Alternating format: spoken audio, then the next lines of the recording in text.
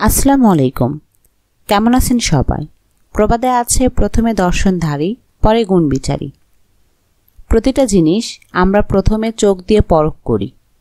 খাবারের ক্ষেত্রেও একই অভ্যাস রয়েছে আমাদের। আমরা সবাই চাই সবজির নিজস্ব রং ঠিক রেখে রান্না করতে, কিন্তু কিছু ভুলের কারণে রান্না করার সময় সবজির রং নষ্ট হয়ে যায়। আজ আমি দেখাবো কিভাবে সবজির নিজস্ব রং ঠিক রেখে করলা ভাজি করা যায়।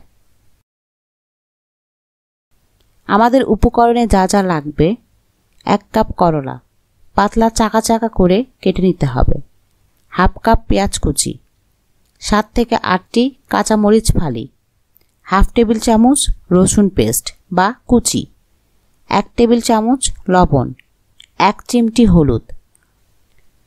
কড়াইয়ে সরিষা বা সয়াবিন তেল দিয়ে কালো জিরা ফোড়ন দিতে হবে। একটু নাড়াচাড়া করে নিয়ে পেঁয়াজ কুচি মেশাতে হবে। পেঁয়াজ কুচিগুলো হালকা করে ভেজে নিতে হবে। এরপর কাঁচামরিচ মেশাতে হবে। একে একে লবণ, হলুদ, রসুন পেস্ট মেশাতে হবে। করলার রং সবুজ রাখার জন্য সামান্য পরিমাণ হলুদ দিতে হবে। ভালোভাবে সব মশলা মেশানো হলে করলা কুচি দিয়ে দিতে হবে এবং মশলাগুলোর সাথে মিক্সড করতে হবে। 2 মিনিটের জন্য ঢাকনা দিয়ে ঢেকে দিতে হবে যেন করলাগুলো সেদ্ধ হয়।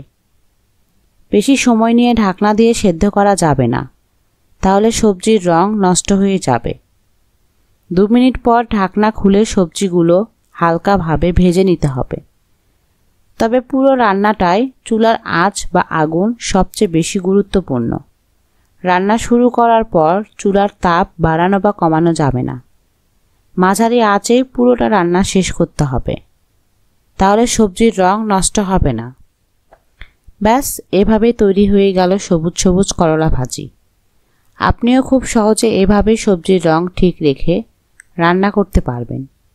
ভিডিওটি কেমন লাগলো অবশ্যই জানাবেন, আর লাইক, কমেন্ট, শেয়ার করে পাশে থাকবেন। আল্লাহ হাফেজ।